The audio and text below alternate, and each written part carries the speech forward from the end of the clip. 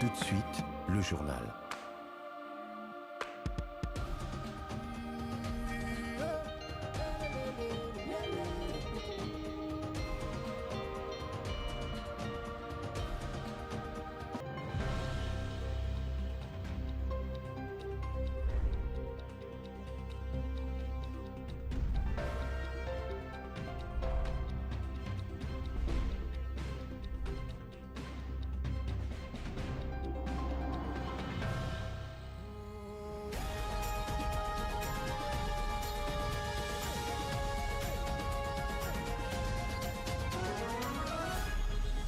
RTNC, la grande édition du journal. De l'eau impure servie aux populations de Bunia par la Régie des eaux, les forages viennent en secours alors que les factures sont régulièrement payées par les consommateurs. La situation fait l'objet de tout un dossier à suivre dans ce journal. Pas de magie pour transformer un Koulouna en bâtisseur, juste une réintégration dans le secret détenu par le service national. Nos équipes de reportage ont passé quelques jours avec ce nouveau bâtisseur. Vous verrez les images dans la seconde partie de ce journal. Madame, messieurs, bonsoir et merci de nous suivre. Tout de suite, place à l'actualité de dernière minute.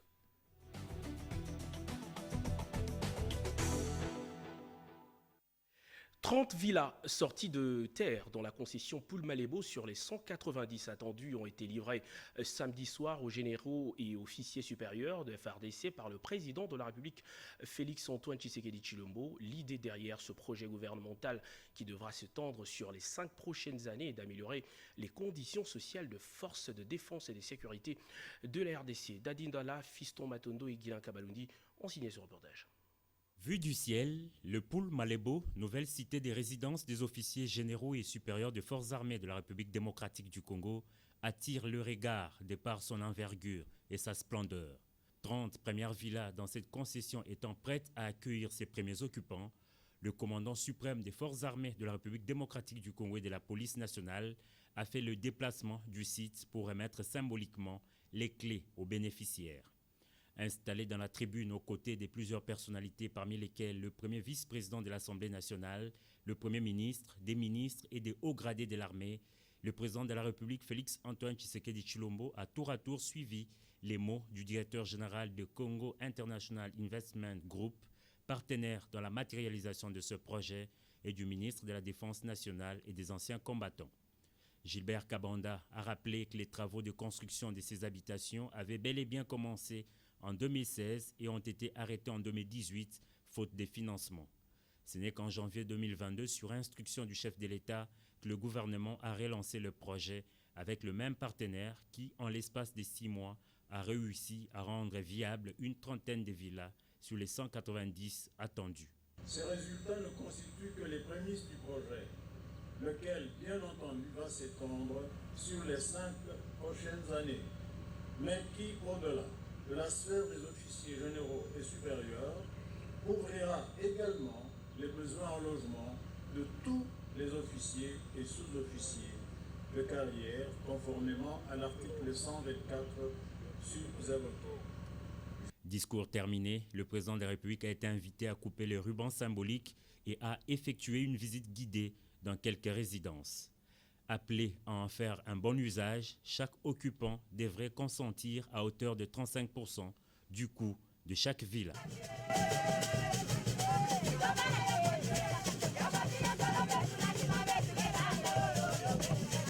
Ne jamais perdre l'espérance, c'est ce message de réconfort lancé par le pape François aux populations congolaises qui font face à l'agression par le Rwanda sous couvert de M23. Le secrétaire d'État du Vatican, son éminence Pietro Cardinal Parolin, dans ses jours à Kinshasa, a célébré justement, a relayé ce message. C'était au cours d'une messe d'action de grâce célébrée ce matin à l'esplanade du Palais du Peuple en présence de plusieurs autorités politico-administratives du pays. Pati Tondouango était sur place. La célébration eucharistique exceptionnelle de ce dimanche 3 juillet 2022 a eu lieu effectivement sur l'esplanade du Palais du Peuple. Le Saint-Père a été représenté officiellement par son éminence Pietro Cardinal Parolin, secrétaire d'État du Saint-Siège. La paix, rien que la paix, c'est le maître mot du message pontifical au peuple de Dieu de la République démocratique du Congo.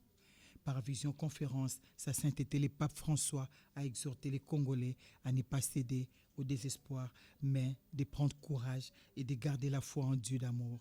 Le même message est aussi orienté aux belligérants à qui le souverain pontife recommande de bannir la haine au profit d'un dialogue constructif. Pratica del Congo, allo sfruttamento, alla violenza e all'insicurezza che patisce, in particolare nell'est del paese dove gli scontri armati si protraggono causando sofferenze innumerevoli e drammatiche, acuite dall'indifferenza e dalla convenienza di tanti. L'envoyé du pape François, qui a livré ses messages lors de l'Eucharistie, a centré son adresse sur les Écritures saintes de Saint Luc au chapitre 10, du 1er au 10e verset, qui prône la paix. Message qui corrobore avec l'évangile d'Ésaïe, qui met l'accent particulier sur l'amour, la joie dans la célébration d'un futur heureux et prospère, gage de tout développement. Je voudrais que nous nous laissions aujourd'hui prendre par la main par Isaïe, qui dans la première lecture nous enseigne à tourner le regard vers l'avenir. Le Premier ministre était porteur de 3 messages au nom du chef de l'État Félix-Antoine Tshisekedi Tshilombo. Il s'agit de ces remerciements à l'émissaire du pape pour la célébration eucharistique pour la paix et la réconciliation en République démocratique du Congo. Jean-Michel Samalukonde Kyenge a prié aussi la population à travers elle, les FARDC, à qui il a rassuré la permanence de l'amour de Dieu pour les peuples congolais. C'est un message que nous voulons faire porter par vous, votre éminence, Pietro, à sa sainteté, le pape, qu'ici, en République démocratique du Congo, nous prions pour sa santé, particulièrement ce dimanche et tous les jours qui viennent. Je voudrais, au nom de toute la nation congolaise, au nom de toutes les personnes qui sont ici, que vous puissiez lui adresser le message suivant. Nous vous attendons, Sa Sainteté, le pape, ici, en République démocratique du Congo. Vous êtes le bienvenu et nous avons besoin que vous puissiez venir ici prier avec nous. Prière de lui transmettre ce message. L'archevêque de Kinshasa, le cardinal Fridolin Ambongo, a saisi cette messe pour réitérer la confiance de l'Église catholique au chef de l'État. Il a loué les efforts du garant de la nation pour sa diplomatie à la quête du dialogue pour la paix. Cette célébration eucharistique qui a canalisé les activités dominicales de toutes les paroisses de Kinshasa au Palais du Peuple s'est déroulée simultanément avec celle du pape François au Vatican, à laquelle a pris part la communauté congolaise de Rome. A noter que la grande messe de ce dimanche a connu la participation de toute la crème ecclésiastique catholique venue de tous les coins de la République démocratique du Congo, des présidents de l'Assemblée nationale Christophe Mbosso et du Sénat Modeste Bahati Lukwebo, des députés, membres du gouvernement et beaucoup d'autres personnalités des marques. Et au cours de cette même célébration eucharistique, le cardinal Fridolin Ambongo a adressé un message aux populations congolaises, discours au cours duquel il a félicité les efforts diplomatiques entrepris par les autorités du pays. Redépendant. La guerre d'agression dont est victime la République démocratique du Congo de la part du Rwanda à travers le mouvement terroriste M23 interposé ne peut laisser personne indifférent. La CENCO, Conférence épiscopale nationale du Congo, a dénoncé à plusieurs reprises cette forfaiture. À Kinshasa, à l'occasion de la messe de la paix célébrée par le secrétaire d'État auprès du Saint-Siège au Palais du Peuple, l'archevêque de Kinshasa, Fridolin Cardinal Ambongo, a saisi cette opportunité pour saluer l'action diplomatique menée par le chef de l'État pour le bon voisinage.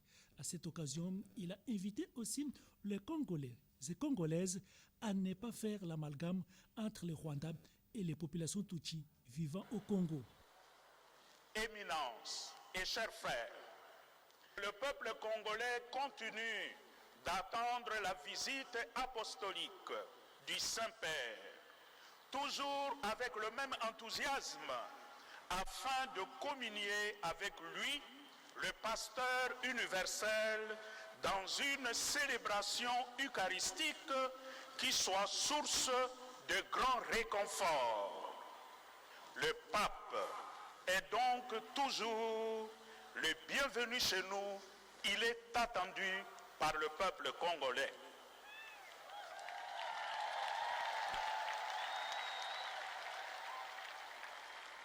Frères et sœurs dans le Seigneur, au moment où nous nous retrouvons ici, à l'autel du Seigneur, autour de son éminence le cardinal Pietro Parolin, le pape François offre le saint sacrifice de la messe pour nos frères et sœurs de la communauté congolaise de Rome. Réunis à la basilique Saint-Pierre, nous voulons être ainsi en totale communion spirituelle avec sa sainteté qui prie pour nous et pour la paix et le développement de notre pays. Nous portons également au Seigneur nos ferventes et humbles prières pour un prompt rétablissement de son serviteur, le pape François. Le discours métropolitain de Kinshasa s'inscrit dans la stratégie qui consiste à ne pas offrir des armes à l'ennemi à travers la chasse à l'homme. Il est un fait que la RDC est objet de la convoitise de la part de certains pays voisins et des multinationales à cause d'innombrables ressources naturelles dont regorgent ces pays. La mobilisation constatée autour de forces armées de la République n'est pas un fruit du hasard, mais plutôt de la maturité acquise par le peuple congolais au fil des ans. Dans cette chronique, notre confrère Edi Tchala puise dans les événements du passé la motivation de cet élan patriotique qui trouble la quiétude des agresseurs du pays. La République démocratique du Congo est un géant d'Afrique, par sa taille, mais par sa population aussi. En plus de 100 ans d'existence, depuis l'État indépendant du Congo à ses jours, la résilience de son peuple a forgé un mental et a bâti un esprit. La nation congolaise est bien réelle, elle existe. Nous avons connu des rébellions, parfois plus sanglants. Entre frères, le dialogue a été rétabli, la paix retrouvée. Le vouloir vivre ensemble s'est construit au fil des ans. Le Congolais et le Congo, c'est la rivière et son lit. Ceux qui caressent toujours l'idée d'une balkanisation comme ceux qui rêvent encore d'une occupation peuvent continuer à se bercer d'illusions. Le dialogue intercongolais peut toujours leur servir de repère. Cette histoire dont nous sommes si fiers et dont nous racontons la signification à nos enfants est pleine de hauts faits de guerre. On en compte par centaines sur le continent comme ailleurs. À Sousa, Gambela, Abyssinie, Birmanie, Dodoma, le caporal Kounyoukou de la force publique peut nous conter cette deuxième guerre mondiale. Les écoles de guerre et les centres de formation militaire, il y en a dont le nom inspire la peur. Kotakoli, Kibomango, sans être exhaustif. Certains Africains peuvent se vanter d'y avoir appris l'art des armes. Les forces armées zaïroises ont visité le Tchad. Avec le capitaine Mayele, elles ont fait un tour au Rwanda. Peut-être que Kagame est revanchard. Et pourtant, tous les Mayele ne sont pas morts. Pourquoi à cause d'une erreur de l'histoire, en 1994 et au Rwanda en plus, les enfants congolais doivent-ils continuer à passer des nuits blanches, portant des lourds fardeaux pour se mettre à l'abri sur la terre de leurs propres ancêtres? Pourquoi notre hospitalité produit-elle des drames de décennies après? Pourquoi les femmes congolaises sont contraintes au pire supplice? Pourquoi ce calvaire sans fin? Des jeunes gens qui n'ont connu que crépitement des balles et sifflements d'obus pour des intérêts égoïstes, pire, étrangers. Pourquoi tous ces morts? Les réponses sont connues. Les choix opérés de maintenir le statu quo. Ce choix sinistre n'est pas nôtre. Le nôtre, c'est la paix totale, même au prix du sacrifice suprême. Brandir un passé douloureux pour produire un carnage est aussi criminel que génocidaire. Le sang a coulé dans l'est de la République démocratique du Congo. Il coulera peut-être encore et encore, mais cette fois devra être la dernière. La paix totale ou la guerre totale, le président de la République Félix-Antoine Tshisekedi l'a dit. Nous ne pourrons pas nous perdre infiniment dans une série de dialogues qui pérennisent en réalité l'insécurité dans l'Est et créent un no man's land avec du pain béni pour des voisins pilleurs de nos ressources. Nous devrions disparaître si nous ne sommes pas capables de nous défendre. Hitler l'a dit aux Allemands. Les Congolais dans leur ensemble veulent l'entendre avec bonheur d'ailleurs. Nous sommes une mosaïque d'ethnies, une pluralité des tribus Pour être explicite, nous sommes un ensemble des minorités. Le peuple rwandais est un peuple frère, à bien d'égards, même s'il n'a pas notre pluralité. Il copie malheureusement sous le dictat d'un rêveur hégémoniste qui veut défier les temps en voulant construire son développement sur les pillages de nos ressources. Et pourtant, le passé est plein d'exemples pour l'en dissuader. Quelle que soit l'ambivalence de la communauté internationale, la guerre nous la gagnerons, avec ou sans elle. Nous perdrons des batailles, nous essuierons des échecs, mais la victoire nous la remporterons. Le Congo de 1960 est celui d'aujourd'hui, dans sa superficie actuelle, jusqu'à la fin des temps. La mission des Nations Unies pour la stabilisation du Congo a joué sa partition. Mais 22 ans, c'est énorme. Elle devrait faire ses adieux. La question des montagnes de Tchanzu, Runyonyi et alentours, nous nous en chargerons. Sans y croire outre mesure, la force de la communauté est-africaine devrait avoir un chronogramme le plus court possible. Les forces armées de la RDC sont conscientes de l'immensité de la tâche et répondront présentes à l'appel du devoir. La paix comme le respect se gagne et se consolide. Une chronique de Edith Chalakatala. Décidément, plus rien ne va détourner l'attention de Congolais focalisés sur la situation sécuritaire dans l'est du pays. Les autorités traditionnelles et coutumières font plus qu'une dénonciation par leur conseil supérieur. Ils mettent en garde le Rwanda et son pouvoir et dans la même logique condamnent la prolongation de l'embargo sur les armes contre la République démocratique du Congo. Robert Ndaïchi Sensei. Acte de provocation à l'endroit du peuple congolais, scande le chef coutumier de la République démocratique du Congo. Le prolongement de l'embargo sur les armes, décidé cette semaine par le Conseil de sécurité de l'ONU, ne passe pas dans l'opinion congolaise. Surtout que ce prolongement intervient au moment critique. La République démocratique du Congo est de nouveau attaquée par les Rwandais sous la couverture du M23. Le Conseil supérieur de l'autorité traditionnelle et coutumière a mis en garde les Rwandais et ses parrains à l'occasion de la commémoration de la mort de Kim Panvita, brûlée vive en 1706. Nous avons encore suivi l'embargo sur la RDC. Nous pensions qu'au moins, après toutes les déclarations que vous aviez faites au niveau de la communauté internationale, que vous avez finalement levé cet embargo. Quel est le sens de ligoter les Congolais pour permettre aux tout petits de l'envahir? Non, vous n'allez jamais mettre l'embargo sur l'ancestral. Jamais. Jamais. Et vous le savez si bien. J'ai sorti votre arme aujourd'hui pour vous rappeler que je ne vais pas en faire usage. La reine d'Angleterre, à la communauté internationale. Notre sortie aujourd'hui, c'est pour parler du préavis zéro. Préavis zéro. Le préavis zéro est un archange qui n'annonce pas son arrivée, qui vous prend quand il veut. Nous voulons la paix, nous sommes la paix. Le président du CONACAT, Sa Majesté Fumudi Fima, interpelle la conscience de la communauté internationale sur ce qu'il qualifie de l'injustice et demande au Rwanda de retirer ses militaires et ses complices des terres congolaises. Le préavis zéro est un archange qui n'annonce pas son arrivée, mais prend quand il veut. Sa Majesté Fumudi Fima demande à tous les chefs coutumiers de la République démocratique du Congo, ainsi qu'à toutes les forces d'autodéfense coutumières et ancestrales, à se tenir prêtes pour un ultime combat. Le président de la fondation Mundadi All Foundation a rassuré le président de la République, Félix Antoine Tshisekedi Tshilombo, de l'engagement des chefs coutumiers à l'accompagner dans ce combat de la libération de notre peuple et de la défense de l'intégrité territoriale.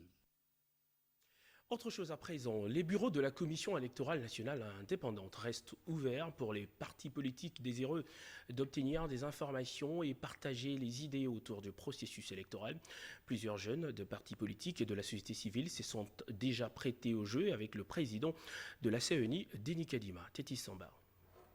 Cette rencontre à laquelle prenait part le président de la Commission électorale nationale indépendante, Denis Kadima Kazadi, a réuni les jeunes des partis politiques et de la société civile venus lui présenter les conclusions de la table ronde qui les a regroupés du 28 au 29 juin 2022 autour du processus électoral en cours en République démocratique du Congo. Denis Kadima Kazadi, qui avait à ses côtés le rapporteur adjoint de la CENI, Paul Mouindo, s'est montré réceptif à la restitution qui lui a été faite à ce sujet et a été de bons conseils à leur endroit. À l'issue de ces échanges, le facilitateur du cadre de concertation de ces jeunes, Arthur Kayumba, a donné les raisons de sa motivation. Ici, de cette table ronde qui a été tenue du 28 au 29 juin autour du processus électoral, il s'agit de l'acte d'engagement qui a été signé par les différentes ligues de jeunes des partis politiques du pouvoir et de l'opposition, ainsi que les organisations de la société civile, pour les élections apaisées en République démocratique du Congo et aussi pour la prévention des violences électorales. La centrale électorale a pris l'engagement de s'approprier des résultats qui découlent de cette table ronde, et en particulier l'acte d'engagement, faciliter la suite de toutes les actions qui découleront de cet acte d'engagement. Pour Arthur Kayumba, il est de tradition que la centrale électorale demeure attentive à cette frange de la population majoritaire démographiquement parlant en matière électorale.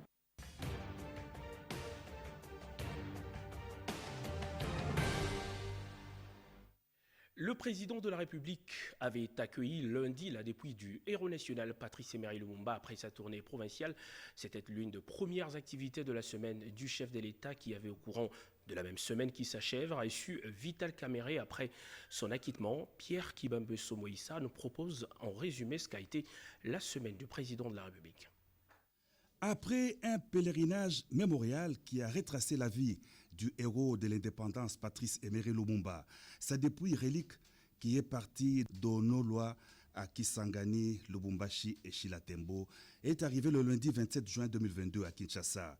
Le président de la République Félix-Antoine Tshisekedi Tshilombo s'est personnellement rendu à l'aéroport international d'Ondjili pour accueillir la dépouille relique du tout premier ministre de la RDC. Le chef de l'État s'est incliné devant le cercueil placé sous une chapelle dressée à l'entrée du salon présidentiel de l'aéroport.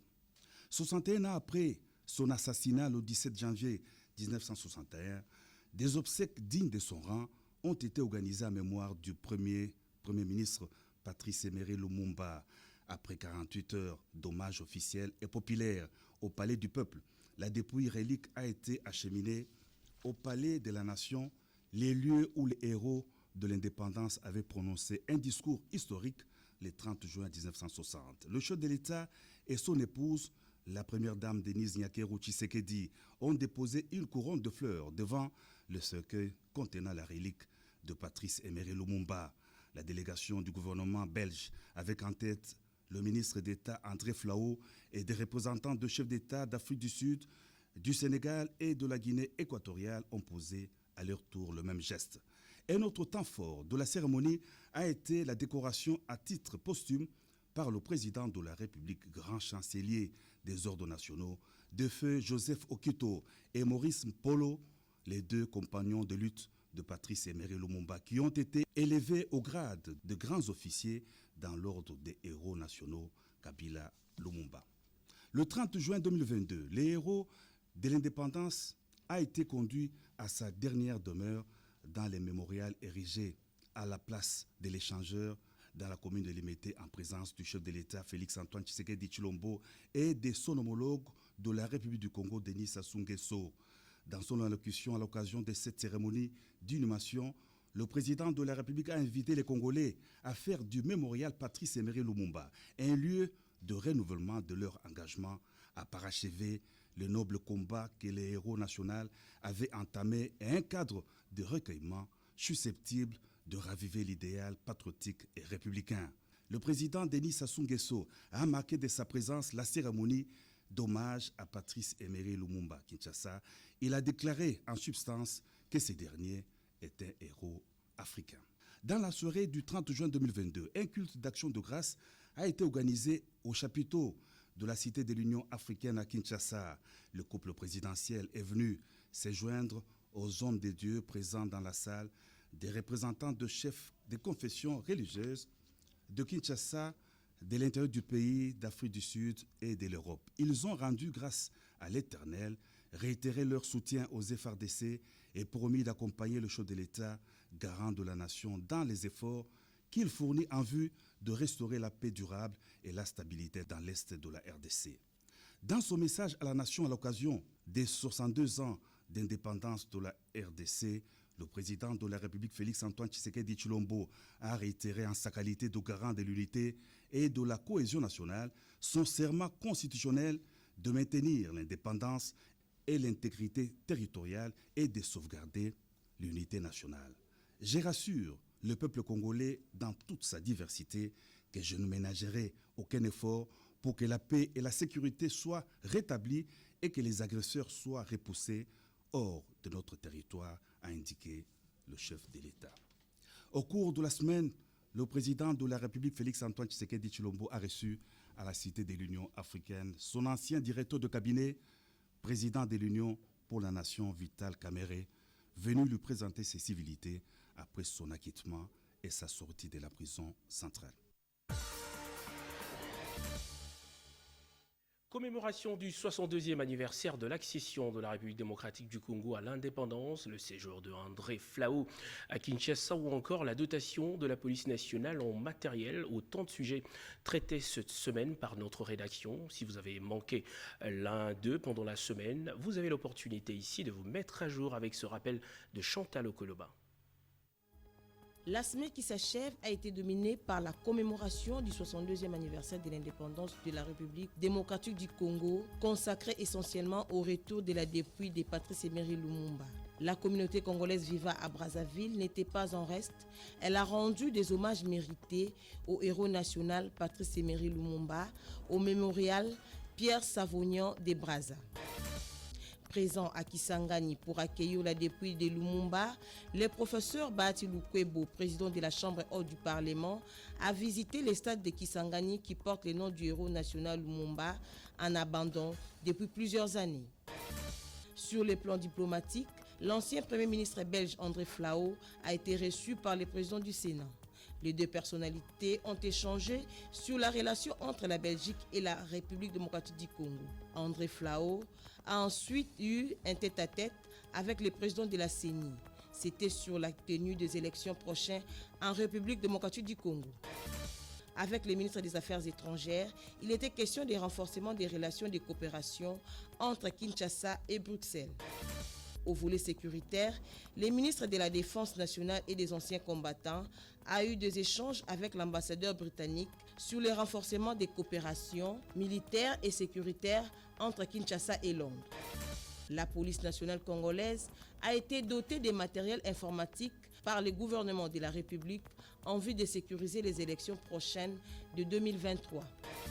L'actualité, c'est aussi l'octroi de 7 500 millions de dollars américains par la Banque mondiale pour les réformes fondamentales des relances économiques et des voies de transport en République démocratique du Congo. Les bâtisseurs des services nationaux ont construit des écoles modernes à Mopompa.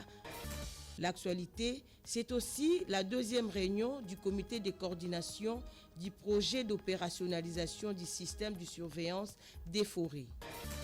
Aux côtés du pouvoir judiciaire, le nouveau président de la Cour constitutionnelle, Dieudonné Kaloumeta, a pris les bâtons du commande de cette haute institution.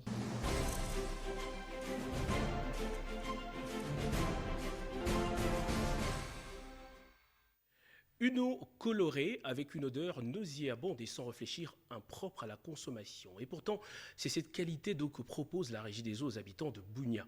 Une situation incompréhensible pour ces Itoriens qui, paradoxalement, payent régulièrement leurs factures. Suivez ce dossier. Les activités de la Régie des eaux Bougnon sont en séjour en voie de disparition. Pour cause, l'usine de captage d'eau de Moblé et celle du traitement d'eau située au quartier Sayou éprouvent d'énormes difficultés pour leur fonctionnement suite à la vétusté de matériel installé depuis 1954. Du coup, la plupart des habitants de Bunia préfèrent consommer l'eau de forage à lieu et place de celle produite par la dite société, de peur d'être exposés aux maladies d'origine hydrique. L'eau de la Régie des eaux est potable, mais l'état des tuyaux est en lambeaux. C'est depuis l'époque belge qu'on n'a pas encore changé. Il y a des ruines qui font que l'eau est devenue colorée. Nous consommons l'eau de forage et elle est bonne. Que les autorités changent les tuyaux pour que l'eau puisse devenir bonne.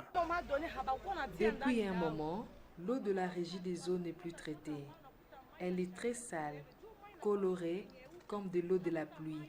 C'est ce qui nous oblige à utiliser l'eau de forage. Nous demandons à la régie des eaux de bien traiter de l'eau, car l'eau, c'est la vie. Et ils doivent aussi changer les tuyaux, car ils utilisent les tuyaux vétustes. Nous buvons de l'eau sale. L'eau de la régie des eaux nous aide beaucoup. Un seul problème, elle dégage l'odeur, elle donne des nausées et donne de la maladie typhoïde. C'est pour cela que nous avions laissé de la consommer. Nous dépendons des forages. Tout en reconnaissant cet état de choses, Dieudonné Mastaki, responsable intérim de la régie des eaux, parle de l'explosion démographique, de la destruction de la tuyauterie, de ses services par certaines entreprises, d'autres de routes, comme raison de la contre-performance auprès des abonnés. Ainsi, il sollicite l'implication de l'État congolais. En tout cas, la régie des eaux centre de Bunia connaît des difficultés très sérieuses. À cela s'ajoute maintenant les problèmes de la vétusté du réseau. Notre réseau date de 1954, depuis que les Belges l'ont placé. En tout cas, jusque-là, ça n'a subi aucune réhabilitation. Troisième grand problème aussi, ce sont nos amis qui construisent la route, qui veulent asphalter la route. Il y a des fois, ils coupent nos installations. La régie des eaux est une entreprise de l'État. Et c'est l'État congolais qui est l'unique actionnaire, qui songe quand même à essayer à aider la population. Parce que vraiment, l'eau, c'est ça la vie, c'est notre slogan. L'eau, c'est la vie. Sans eau, les gens ne peuvent pas bien vivre. Ou ne peuvent pas vivre sans eau. Pour le moment, la régie des eaux est en mesure de satisfaire seulement 40% de ses abonnés pour une population estimée à plus d'1 million d'habitants au chef-lieu de l'Ituri. L'autre paire de manches, c'est l'insolvabilité des abonnés. Seuls 1000 d'entre eux payent normalement leurs factures, ce qui impacte négativement. C'est la maximisation des recettes au compte du trésor public. Je vous le disais au sommaire de cette édition, la vie prend une autre tournure pour les jeunes délinquants appelés Kuluna qui suivent depuis quelques mois un processus de rééducation au centre Kanyama-KCC de presque rien. Ces jeunes ont chacun un métier. Notre équipe de reportage a passé quelques jours avec ce nouveau bâtisseur déployé dans plusieurs sites à travers le pays. Joseph Oscar Balkaïj. La vie des jeunes bâtisseurs, autrefois appelés Kuluna, Shege, se caractérise par des tâches quotidiennes. L'éducation à la citoyenneté et la formation professionnelle, notamment l'agriculture, la menuiserie, comme c'est le cas ici, dans cet atelier moderne de fabrication des bancs, des lits de qualité et d'autres effets de valeur, la mécanique auto pour la réparation et l'entretien des engins véhicules. Dans cet autre site de fabrication des briques, sont déployés des centaines de Kuluna qui travaillent en chaîne pour l'apprentissage d'un métier qui puisse les rendre utiles à la société. Les gens bien, tous les gens merci. Batika bisote, basunga biso na auto zanga. Tozaki ya, na yalo baku minga, tipo na kufela ba parents. Yo mona sepeli na o l'état a osala ponanga. Je suis à Mupompa, le village du président Fachi. Nous construisons des hôpitaux gratuitement. Nous sommes prêts à aller même à l'Équateur. Nous travaillons pour notre pays.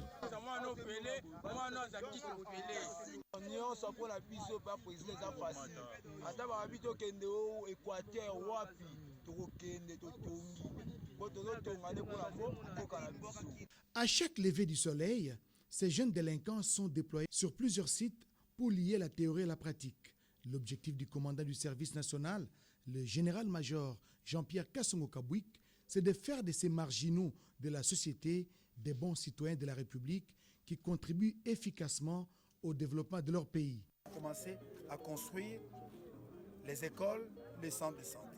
Nous construisons une école, nous mettons les bancs, les tableaux et tout ce qu'il faut, les enfants viennent seulement occuper. L'objectif, c'est qu'avec un bataillon, qu'on soit en mesure de construire 50 salles de classe par année. Une fois la formation terminée et les changements de comportement constatés par les instructeurs, ces bâtisseurs sont engagés et payés comme agents de l'État et affectés loin de leur milieu d'origine. Et c'est une nouvelle vie qui commence. Illustration dans ces chantiers du village Mupompa, dans les territoires de Kabiakamwanga, province du Kasaï oriental. Cette armée des bâtisseurs va sortir des terres une école moderne de 12 classes de 50 élèves chacune pour le grand bonheur des parents de cette partie de la République. Le développement de la RDC est possible avec une prise de conscience de chaque citoyen congolais et la volonté politique des décideurs.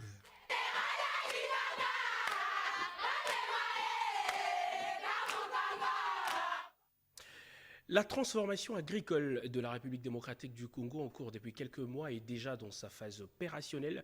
L'Institut international d'agriculture tropicale ITA, qui apporte son assistance technique au gouvernement, tend la main au secteur privé pour mettre à profit son expertise.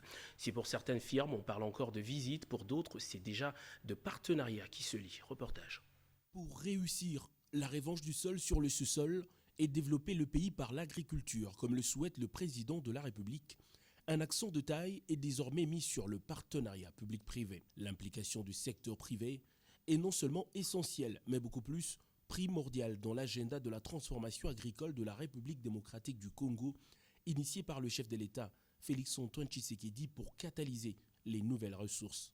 Depuis quelques semaines, le partenaire d'assistance technique du gouvernement, qui est de l'Institut international d'agriculture tropicale, ITA, multiplie les entretiens avec les producteurs de semences et transformateurs de manioc, maïs, riz, soja et haricots en vue d'explorer les pistes de collaboration afin de participer à la mise en œuvre de cet ambitieux programme.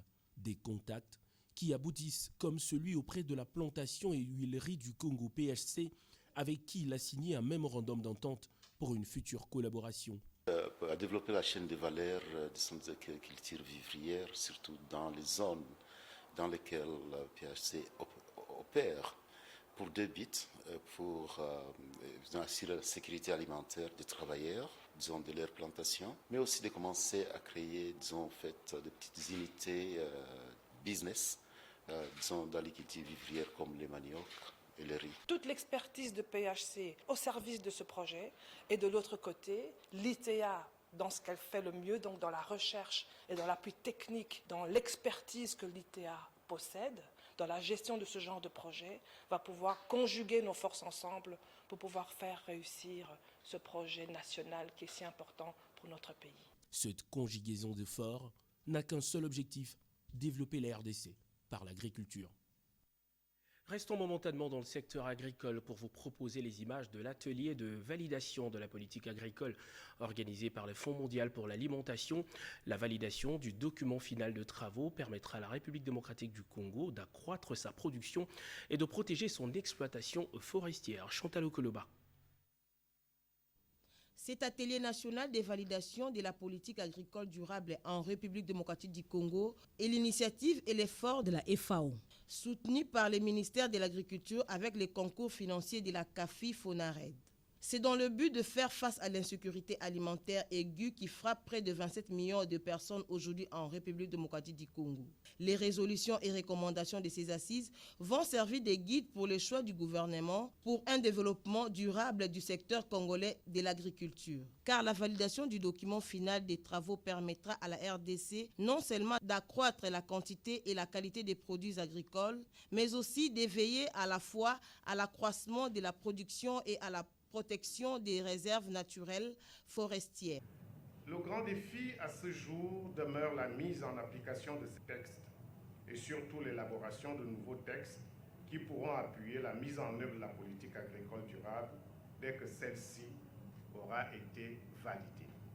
La formulation de cette politique s'inscrit dans le cadre de réformes sectorielles lancé par le gouvernement de la République à travers les fonds nationaux RED, FONARED, ainsi. Les travaux de cet atelier se poursuivent en panel pour établir l'état des lieux du secteur congolais de l'agriculture. Vers la matérialisation du projet de jumelage de la province du Sud-Bangui en République démocratique du Congo et celle de Brabant en Belgique, le ministre d'État belge André Flahault, en visite à Kinshasa, a évoqué la question avec le deuxième vice-président du Sénat en mettant justement un accent sur la faisabilité de ce projet. Robert Ndaïchi Sincère. Historique entre le ministre d'État belge André Flao et le deuxième vice-président du Sénat, honorable Sangouma Temongonde Mossai. Les deux hommes d'État ont décidé de matérialiser le projet du jumelage entre la province du Sud-Ubangui et celle de Brabant-Wallon en Belgique pour le Forum économique de développement. Un tête-à-tête autour des élus de la province du Sud-Ubangui dans le cadre de l'atelier sur le Forum économique pouvant aboutir à un partenariat gagnant-gagnant de développement entre la province de Brabant en Belgique et la province du Sud-Ubangui en République démocratique du Congo. Le deuxième vice-président du Sénat, honorable Sangouma Temongonde Mossai, qui caresse le vœu de voir les grands Équateurs décoller, souhaite voir ce projet se concrétiser pour le bonheur des filles et fils de la province du Sud-Ubangui. La province du Sud-Ubangui est une province à caractère agricole. Et si nous aurons au moins des investisseurs, ils peuvent au moins, comme ce serait dans le partenariat gagnant-gagnant, ils peuvent aussi gagner tout comme nous allons bénéficier. Nous voulons le bien-être de notre population. Les deux délégations se sont mises d'accord pour ce projet unique dans l'histoire de la relation belgo-congolaise. Un cahier de charges et une documentation appropriée sur l'agriculture, ses ramifications et ses retombées devront être rédigés pour la réalisation de ce jumelage entre les deux provinces. Un cadeau symbolique a été remis au ministre d'État belge André Flao par le deuxième vice-président du Sénat, honorable Sangouma Temongonde Mossai. L'hôtel de poste de Kisangani, en feu il y a quelques mois, va peut-être refaire peau neuve grâce au matériel remis à la direction de la SCPT par une délégation du ministère de Pétentik. Le directeur de cabinet de ce ministère qui a conduit la délégation a également fait un tour aux installations de l'RPTC sous sa tutelle. Non, Mantseko. C'est une cérémonie riche en couleurs, la réhabilitation et la modernisation de la poste. Ici à Bukavu, dans la province du Nord Kivu, Maître Séraphin Umbaka Pépé, à la tête d'une forte délégation du ministère des Pétentik, a remis les outils informatiques et autres matériels des bureaux, sans compter les matériels roulants à la SCPT et à la division provinciale des Pétentik. Un geste du gouvernement de la République qui intervient après l'incendie qui s'était déclaré l'année passée dans les locaux de l'hôtel de la Poste. Un ouf de soulagement et un réconfort pour les agents et cadres qui ont remercié les ministres Kiba Samaliba pour cette solidarité. Pour Séraphin Umbaka Pépé, directeur du cabinet des Pétentik, la cérémonie de séjour n'a qu'une signification, c'est redonner espoir aux agents et cadres de la SCPT. Les combats étant de travailler pour que la Poste récupère sa place d'antan, telle est la vision du chef de l'État Félix Antoine Tshisekedi Tshilombo. Une occasion pour les travailleurs de la SCPT de saluer l'implication du ministre des Pétentik qui a milité pour que la Poste récupère ses deux sites spoliés il y a 30 ans.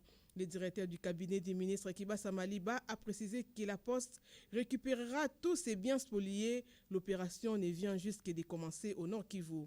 Il s'en est suivi une visite guidée à l'hôtel de la Poste, incendié récemment. En pèlerin, la délégation du ministère des Pétentik s'est rendue ensuite à la division provinciale des Pétentik et aux installations de l'RPTC pour se rendre compte des conditions de travail des agents et cadres de l'État dans ces coins pour enfin chuter au Renatelsat, buter aux problèmes d'ordre logistique. À en croire Damas Mounembwe, directeur provincial du Renatelsat au Nord Kivu, il est urgent de mettre les Renatelsat Bukavu au niveau des modernisations technologiques pour sa compétitivité tout en disant sa satisfaction de la visite de cette délégation. Toutefois, le directeur du cabinet des Pétentik, chef de la délégation, s'est dit surpris et fier des réalisations du Renatelsat Bukavu et a promis de transmettre leurs doléances à qui des droits. Séraphin Umbaka Pépé a du reste, d'une manière globale, félicité l'équipe dirigeante du Renatelsat Bukavu. Les directeurs du cabinet des Pétentik et sa suite ont également été reçus par les gouverneurs du Nord Kivu, Théo Ngwabishi. Ensemble, ils ont discuté de la possibilité de relancer le secteur des télécommunications dans cette partie du pays.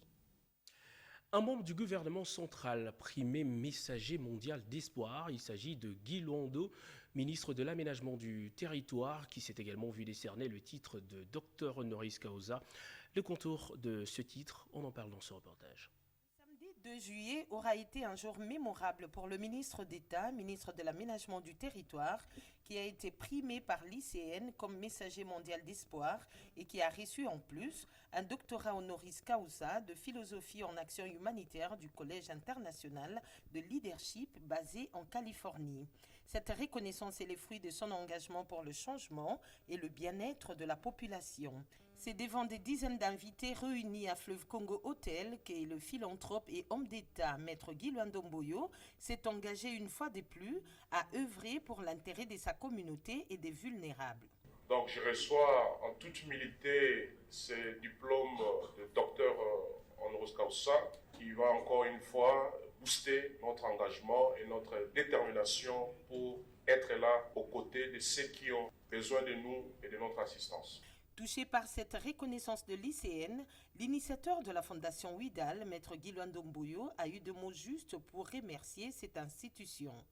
Et donc, je remercie les docteurs ainsi que toute la délégation qui l'accompagne, qui, même si on est à distance, ils ont toujours les yeux sur le monde pour identifier toutes les bonnes personnes, de bonne foi, qui essayent d'être là pour les autres, pour apporter le peu qu'ils ont en termes d'assistance pour les autres. Maître Guy Luandomboyo a aussitôt dédié ses prix aux forces armées congolaises qui se battent au front pour sauvegarder l'intégrité territoriale du pays. Et je dédie ce diplôme à nos forces armées qui se battent en ce moment dans le front pour défendre l'intégrité territoriale qui aujourd'hui est menacée par une guerre d'agression injuste.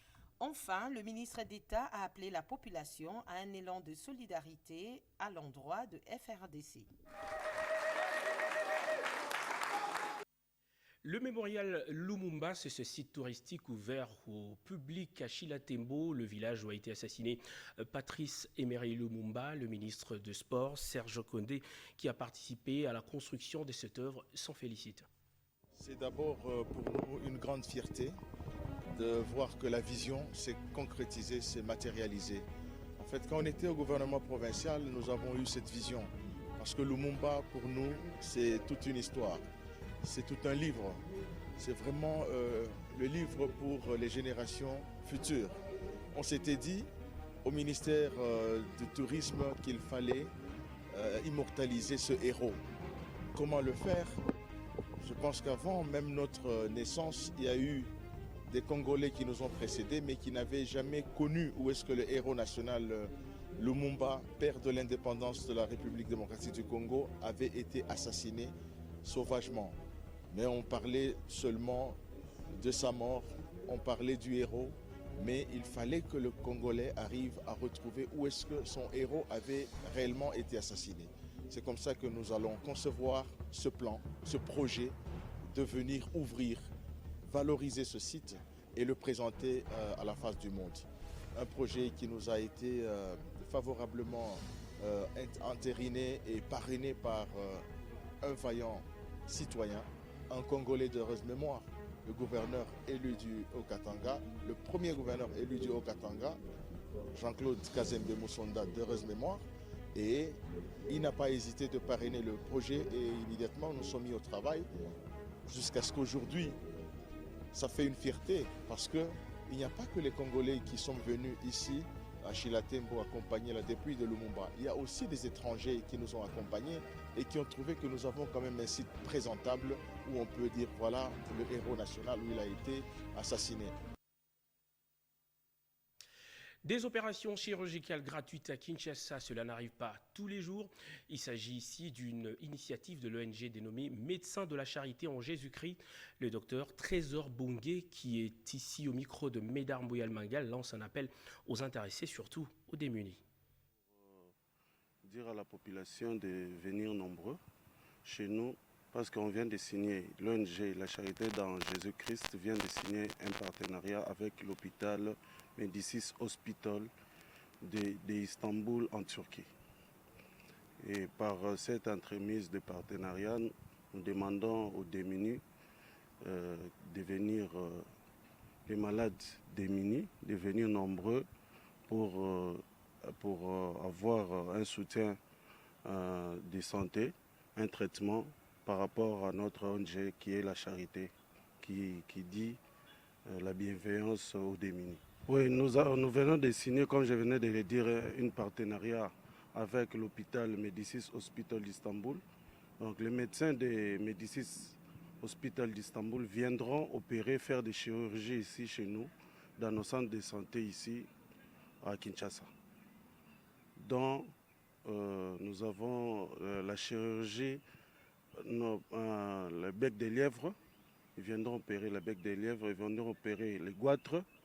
Et nous avons une greffage, nous avons des centres de santé, des l'ONG Charité dans Jésus-Christ. L'une se trouve à Kasavubu, le centre Charité dans Jésus-Christ, à Kasavubu sur l'avenue Momboyo, numéro 59A, croisement à Sosa Birmanie, non loin des centres d'accueil Kimbanguiste. L'autre se trouve à Pompage, sur l'avenue Mengi numéro 9, quartier CPA, non loin de Saute-Mouton. Et avant de nous quitter, on revient sur l'un des faits marquants de l'actualité du jour. Il s'agit de cette messe dite au Palais du Peuple par le représentant du pape François, messe au cours de laquelle le cardinal Fridolin Ambongo a fait un discours fort. Le cardinal a opposé la pratique de la justice populaire à la question de l'agression de la République démocratique du Congo par le Rwanda. Je vous propose de suivre cet extrait. Le discours métropolitain de Kinshasa s'inscrit dans la stratégie qui consiste à ne pas offrir des armes à l'ennemi à travers la chasse à l'homme. Il est un fait que la RDC est objet de la convoitise de la part de certains pays voisins et des multinationales à cause d'innombrables ressources naturelles dont regorgent ces pays. Toutefois, il est aussi clair que l'on doit éviter de faire de l'amalgame entre le Rwanda et le peuple Tutsi ou la population dite rwandophone. Car parmi nos populations, il y a les Tutsis congolais qui ont autant que les autres populations droit à la protection et à la paix. La stigmatisation d'une partie de notre peuple ne pourra jamais servir la cause légitime d'un Congo victime de l'abondance de ses richesses naturelles. Éminence et chers frères, c'est dans ce contexte que le peuple congolais continue d'attendre la visite apostolique du Saint-Père, toujours avec le même enthousiasme, afin de communier avec lui, le pasteur universel, dans une célébration eucharistique qui soit source de grand réconfort. Découvrons ce communiqué du Conseil supérieur de la magistrature avant de nous quitter. Le président de la Cour constitutionnelle et président du Conseil supérieur de la magistrature porte à la connaissance de premiers présidents des cours d'appel, membres de droit du Conseil supérieur de la magistrature, des procureurs généraux près les cours d'appel, membres du droit du Conseil supérieur de la magistrature, des premiers présidents des cours militaires, membres de droit du Conseil supérieur de la magistrature, des auditeurs militaires supérieurs près les cours militaires, membres de droit du Conseil supérieur de la magistrature, des magistrats civils élus, membres du Conseil supérieur de la magistrature, et de magistrats militaires désignés, membres du Conseil supérieur de la magistrature, que l'Assemblée générale du Conseil supérieur de la magistrature est convoquée en session ordinaire du 5 au 13 juillet 2022, lieu Cour de cassation à Kinshasa-Gombe, heure d'ouverture 9h. Ce communiqué est signé le secrétaire permanent du Conseil supérieur de la magistrature, Bivegete Pinga Solo Jean, général-major, premier avocat général de Forces armées.